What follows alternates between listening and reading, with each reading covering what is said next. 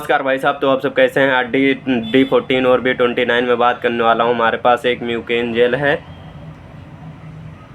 इसके बारे में बात करने वाला हूं। सबसे पहले हम जानेंगे इसका यूजेज जैसे बहुत ज़्यादा गैस बन रही है या एसिडिटी हो रहा है तो उस समय दिया जाता है। इसके अलावा जैसे किसी को हार्ट बर्न हो रहा है, पूरा यहाँ पे जलन फील हो रहा है, गले में जलन फील हो रहा है, तब दिया जाता है। डकार आते हैं तब जलन फील होते हैं तब भी ये दिया जाता है, बढ़िया काम करता है। या किसी को अल्सर हो रखा है, पेप्टिक अल्सर हो या एब्डोमिनल अल्सर हो या स्टमक अल्सर हो, तब दिया जाता है। इसके अलावा और कहाँ पे दिए जाते हैं, जैसे कि मान लो किसी का डाइजेशन नहीं हो रहा है, मतलब पाचन तंत्र खराब है, तब उस समय दिए जाते हैं, तो ये डाइजेशन कराने में भी मदद करता है।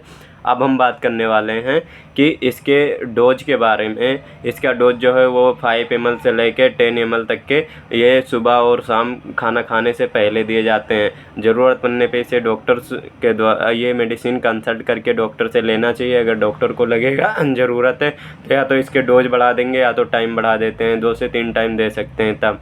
अब हम बात करने वाले हैं इसके कंपोजिशन के हिसाब से पंसन। जैसे ये 5 ml में क्या है, 10 mg हमारे क्या है ऑक्जेटाकेन। ये क्या करता है, लोकल एनेस्थेटिक का शो कम करता है। जैसे मान लो कहीं पे जलन फील हो रहा है तो वहाँ पे जाके पर्टिकुलर एरिया को ब्लॉक कर देगा, जो वहाँ पे नर्व हैं जो मैसेज देते हैं उनको ब्लॉक कर देगा, नंबो कर देगा। अब बात, या कहीं पे मान लो घाव बना रखा अंदर तो वहाँ पे क्या जाएगा, पर्टिकुलर एरिया में वहाँ के नर्व को ब्लॉक करेगा, जिससे कि हमारे ब्रेन तक मैसेज नहीं आएगा कि दर्द हो रहा है। अब दूसरा हम बात करेंगे अल्मुनियम हाइड्रोक्साइड, जो है हमारा 0.291 ग्राम है।